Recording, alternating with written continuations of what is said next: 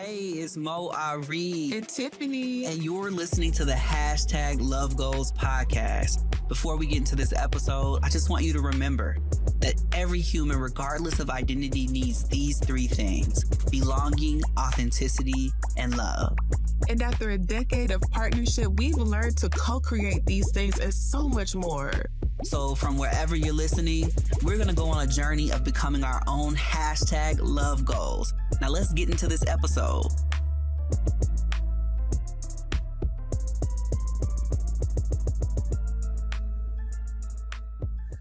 You are now listening to the Be Your Own #Love Goals podcast with Moe Ari and Tiffany. Thank you so much for being here, Tiff. You can take it away. So I have been talking with my therapist about this a lot lately. And a lot.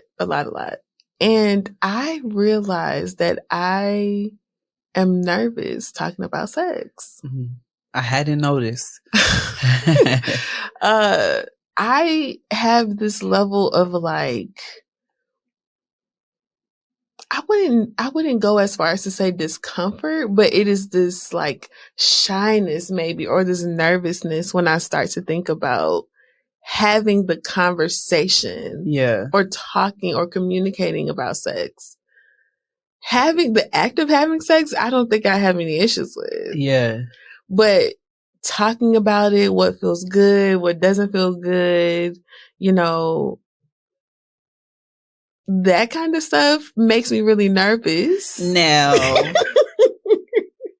I was letting you set up this episode. No, I'm kidding. I wasn't letting you do anything. But as I was waiting, as you set up this episode, just explain how you have no discomfort talking about it, but you have discomfort talking about sex, but you have no discomfort when it comes to having sex. Okay. How does that work? So let me edit that a little bit. I feel like there's discomfort in the revving up. Okay. Or like the starting or getting into it. Once I'm in it, we ready to go. Yeah. But talking about it, like I feel like everything before I'm really fully leaned in to sex and in the moment, I feel like everything before the moment of me fully being leaned into like enjoying the intimacy and the pleasure and the sex, it's like I clam up, or I'm like nervous to talk about it. Yeah. And I'm really trying to parse out whether that is a lack of vulnerability, because it's not like I don't want it or it don't feel good or it's not pleasurable. Yeah.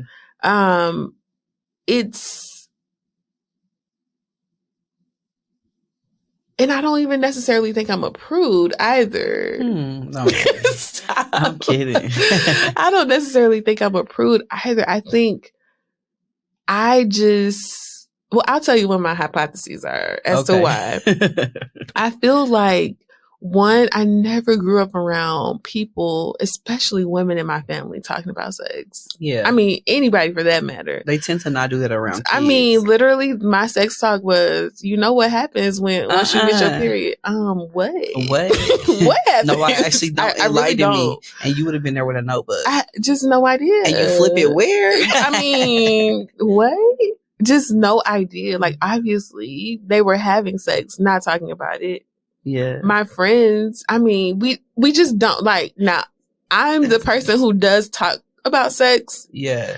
In my friendships, but I'm still the person that feels nervous. So I can only imagine people that just don't talk about it. What those conversations look like. Yeah. Yeah. That's interesting. Yeah. Because once you are aware of what sex is, then you're also aware of how people are not talking about it. So that makes a lot of sense. And sex is like such an integral part of relationship and connection, and just feeling sexy. I think in general, as a woman, I have grown to love that about myself and to really value that. And I think the absence of conversations about sex also means the absence of conversations about what it means to be sexy or what it means to be embodied. Why do you think people don't talk about it? So it's like stepping outside of you. Yeah. Let's just think about the women you know, or like just women in general. Like, why do you think you don't talk about it? I feel like in general, people have a discomfort, maybe even a guilt with things that bring them pleasure. So interesting. Yeah. Now, I'm not saying everybody out here having the most amazing sex of their life either. Because sometimes it just might not be good and there's nothing to speak of. Yeah. But sometimes I feel like, myself included, even that has something to do with not talking about it. Because you would either move on to something that is to speak of, right? Or you would improve it. Yeah, that's a whole other thing. Because that shame around pleasure, like you're saying, prevents you from even making change that would bring you more, because then you feel guilty. It's like this whole cycle. Exactly. And I think particularly for women, that sex there's a lot of misconceptions about sex that I feel like I have held on to. And I feel like for a lot of women, because we don't talk about sex, because we don't talk about being sexy and embodied, sex can often be it can often be seen as a man's thing, quote unquote. And I hate to be gendered, but a thing that the man cares about, or the masculine person cares about, or not necessarily that the woman has an interest in. And so then I think that, if you are engaging in sex or pleasure and it doesn't feel good, or there's something that you want to change, it's like, well, you question whether it's even for you, like whether it's something that you're supposed to enjoy. Does that make sense? That's my hypothesis. I mean, it's layered. It's so layered because I'm thinking back to being in grad school and having a professor say that majority of women can't have orgasms. Now, I don't want to fight any sex experts or sex therapists from saying this.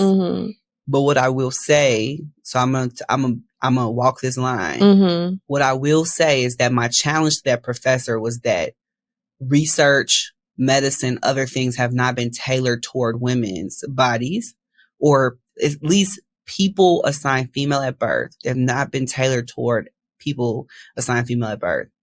So there's a lot that we don't understand about arousal, pleasure, and there are so many nuances and layers that go into what even constitutes arousal.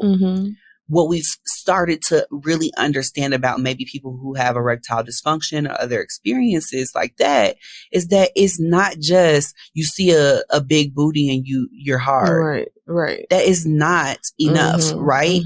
And so then people internalize that there's something wrong with me, there's something wrong with my partner, there's something wrong with the relationship, because we got all of this BS, all this false stuff about what creates arousal, attraction, desire, orgasm. A lot of what has been missing from that research and understanding is a shift that is happening in our culture right now. Because we were unable to operate from a place of emotion, vulnerability, love, connection above all things, we approach sex in the same way. And then we expected it to work every time. Yes. So that's the challenge I had with that. It's like research has yet to really fully understand more than just if you rub a spot, it's supposed to work. That is not how. That's not how that works. That works. You rub the lamp, the genie can pop out. Like, that is literally not. No, it's not. But that was the understanding. So if you're doing that to a woman's body, it's not working. Oh no, it's not working. Women on average take longer to get there. And also there's different kinds of pleasure that feel good to different people. And that's what has been missing. They expect everybody to enjoy penetrative sex. That's it, period. If you're not enjoying that, and that's not where your orgasms are coming from, you're not having an orgasm. If we put the people together that have plenty of orgasms from head, with the people who have orgasms from masturbation, with the people that have orgasms from vaginal sex, with the people that have orgasms during anal sex, and the people who have orgasms from no stimulation at all. Exactly. We might be looking at a larger subset of the population. Absolutely. That have orgasms. But the language, the history, the dynamic is flawed. And I say all that to say that sets a lot of people assign female at birth, but also people assign male at birth, intersex and everybody in between. Yes. It sets all of us up to have these ideas around sex that are like, you're broken if it's not working how we were told it should or not told. Because many of us didn't have conversations like you said. So I just want to affirm, like, where you going with that is powerful because so many of us got these messages that it should just work and we shouldn't talk about it. So where do you go to understand the possibilities of what sex can look like? I don't think nobody ever said to me, sex is not just vaginal sex. My being queer led me to understanding, baby, there's 1,000 different ways we can get down. So which one? No, seriously. And having no shame about that. No shame. Because why? I'm supposed to not enjoy my body and your body in pleasure? Out of discomfort. We're going to get out of the discomfort. Yes. But that's just me and my personality, right? I'm more geared in this way or wired in this way. But for people who maybe have more shame or discomfort, and I think you really relate to this, I'm really curious about if you could speak more to those messages you get that add to the shame, the discomfort. And it's everybody. It's not just one gender. And after being a therapist for a long time, it's everybody. So can you say more about that experience? Yeah. I mean, I feel like I have had messages, even with the level of discomfort or challenge that I myself sometimes have when talking about sex, I still experience people labeling me as being overtly sexy or like, y'all be having sex all the time. Kind of, I've gotten those comments, those projections, and I'm like, now I'm over here sitting here thinking I'm nervous and I'm uptight, and now I have these messages. So then I feel like if you are living and experiencing these sorts of projections all of the time, then you could dial it back a little bit. You could feel like, oh, well, maybe I'm doing too much. Like maybe I'm talking about it too much. Imagine years and years and generations and generations and generations of this type of behavior and these types of projections. Of course, we're at a point where we just don't talk about it. We don't and along with not talking about sex, we don't talk about hygiene as it relates to sex. We don't talk about trauma. That's the one. We just don't, anything related to sex, we don't talk about. And I feel like things such as sexual trauma and sex and like being embodied is such an integral part of who we are. Like no matter your gender, it just is. And to not speak about that, I think you really lose sight of a large part of who we are and how we show up in the world. Yeah. That's interesting. So much of our experience as humans is centered in this experience of all of fully living. So I can't think of many experiences that are as exhilarating and where I feel so alive. So it does feel so, like you said, it's so core to the work we're here to do as humans, is to fully live our experience. And a lot of us are cut off from that experience. I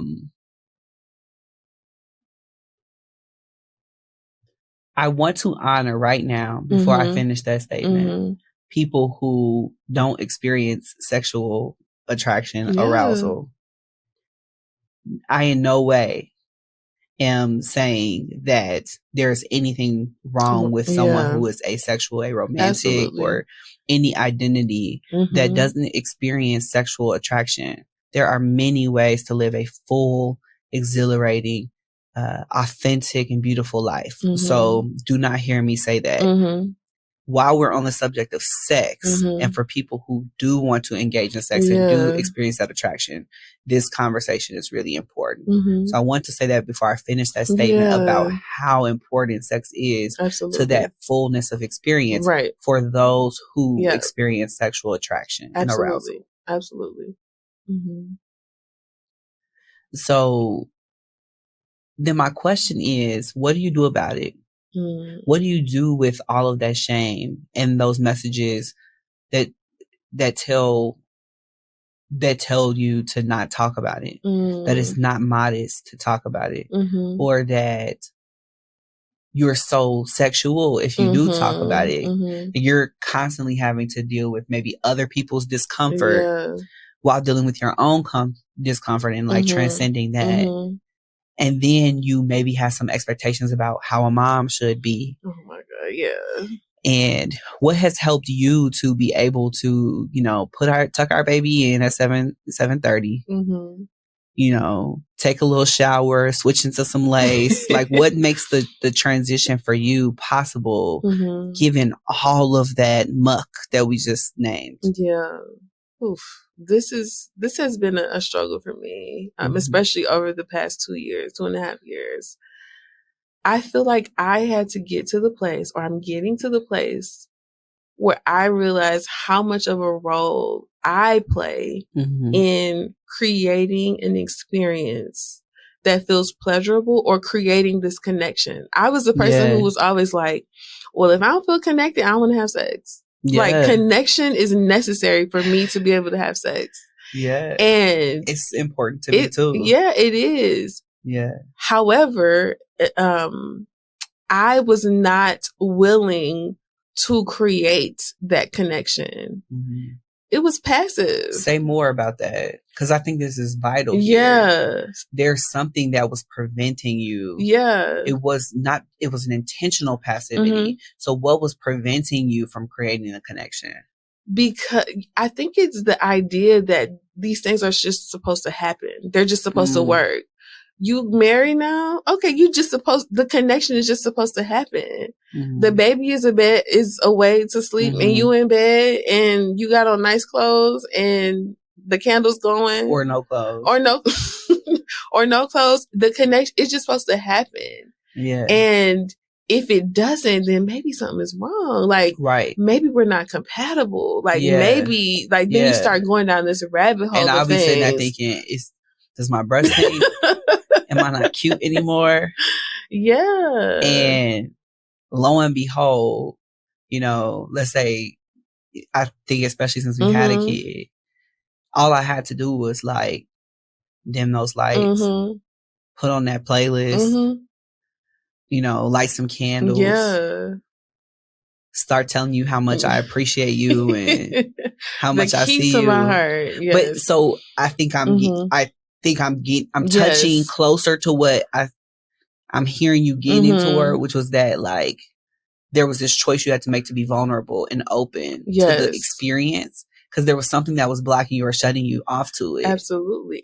And in addition to that, something my therapist said that I keep playing in my head is, she said, you won't just be in the mood. Yeah. You alone, not fully, but like, to get yourself there, you have to create the mood for yourself. Yeah. You not like, it's you're Tiffany. Like, you just put your kid to bed like 30 minutes ago. You have to create the mood. If that means you need a shower, if that means you want to buy yourself some new underwear, like, certainly your partner can aid in this and buy these things and do these things with you. But a lot of this is yourself. And I was like, that's a game changer. Yeah. Because I was waiting for connection to appear in my lap. Yeah. I was waiting for this feeling of like, ooh, like, I'm ready. Yeah. But I was just sitting there, like, waiting for it to happen. Like, as if there was nothing Tiffany could do to help in that. Yeah. And I feel like realizing that has really helped me and really shifted my perspective as to how to create the sex, the pleasure that I really want. Yeah. Because I get to be a part of that and I get to actively participate. Yeah. You know? Yeah. Yeah. I think it takes with being able to speak about it. Yes. You know, and starting with just being able to articulate what you want. It's really important. That's like how you get what you want. Literally. And it's nice when like that magical partner shows up and they're like so great in bed. But even that, I think when you're talking about a long-term relationship, it would get dull because you really would not be able to try anything new unless you talk about it. So yes, they can show up with a lot of great skills to begin with. Those baseline skills matter. Okay. But being able to evolve means you're going to have to talk, and, you know, keep it spicy means talking and being intentional. And I think once you begin to talk about it and like, you know, realize that you can create the connection and create the mood, there's a level of like light and fun and play that comes. For the longest time, I experienced other people, and even I would say for myself, as feeling like sex was a chore. I'm married, you know, you gotta please them. You gotta do this. Like I have literally heard this language. I call that side booty. I don't want side booty. I do not want that passive, like, I know. He'll just throw it at you. It's like you cooked a nice meal and you just threw the plate on the table. That's what that feels like, to be like, let me just please them because I married them now. Like, oh, like I cringe at that. That gives me like, no. So like, I definitely can understand how doing that constantly, saying that constantly to yourself can make you feel repulsed. It can make you feel like, oh, I don't want to do that. Literally. Because you're telling yourself something that's, one, not true, and two, it's not sexy. It's not sexy to you. It's not arousing to you to think like that. Right. So how we think really matters. How we think about sex matters.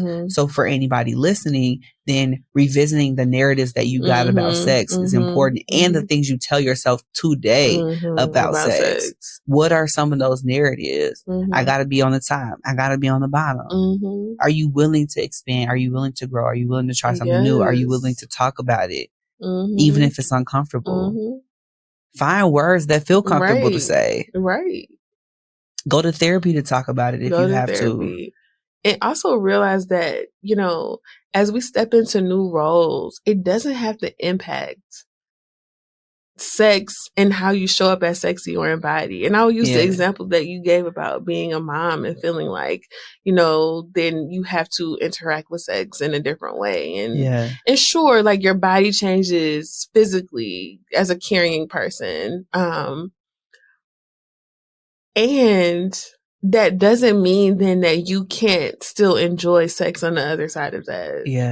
It can very much still be a very, very pleasurable thing that you make time for. You say, okay, you're going to be in bed by this time. I'm going to have taken my shower by this time. And it is what it is.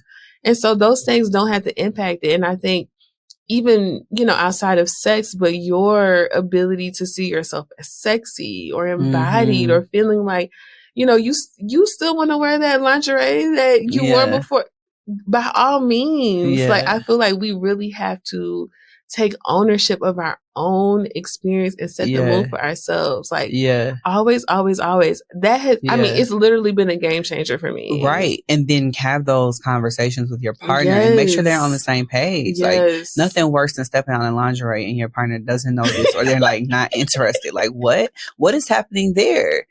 You know, I want to make sure that they're on the same page with you, because if you're going to be putting yourself out there and being vulnerable, they need to be doing that work too, because their hangups could really mess you up if they show up in a way that's invulnerable and they don't receive, you know, this, you putting yourself out there. So the work of talking about it really is important. It's Don't so miss important. that. Don't miss what Tiffany is saying and just show up in the lingerie. She is saying talk about it first.